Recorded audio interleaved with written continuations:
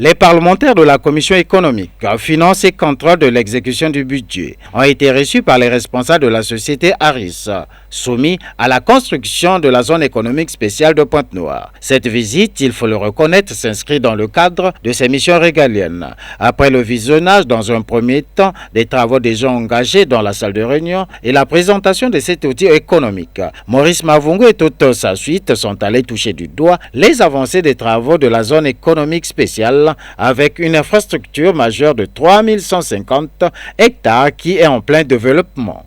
Il y a 2 ans exactement, en juin 2025, le Parlement s'était prononcé pour que la zone économique spéciale ait un statut spécial au titre des avantages fiscaux.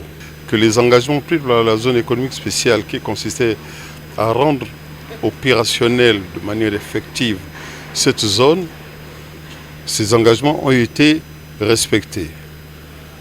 Aujourd'hui, nous notons avec satisfaction que beaucoup de sociétés sont en train de s'installer.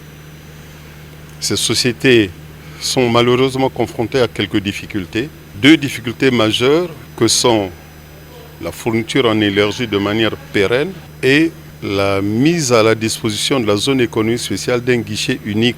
Ce guichet unique, comme dans d'autres zones économiques spéciales, devrait rassembler toutes les administrations de façon à ce qu'il y ait une fluidité, une célérité dans le traitement des dossiers administratifs.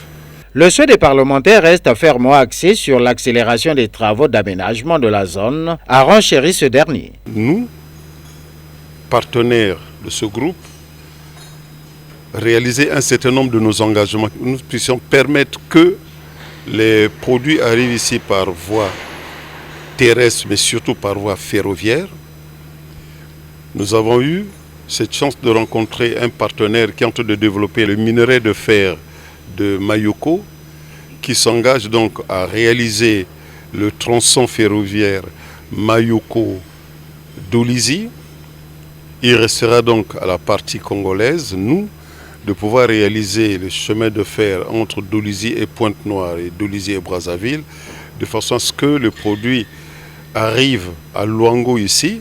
Toutefois, les parlementaires rappellent que chaque mois de retard pénalise l'insertion professionnelle des jeunes, en précisant que cette zone va générer 100 000 emplois et la main-d'œuvre des zones environnantes.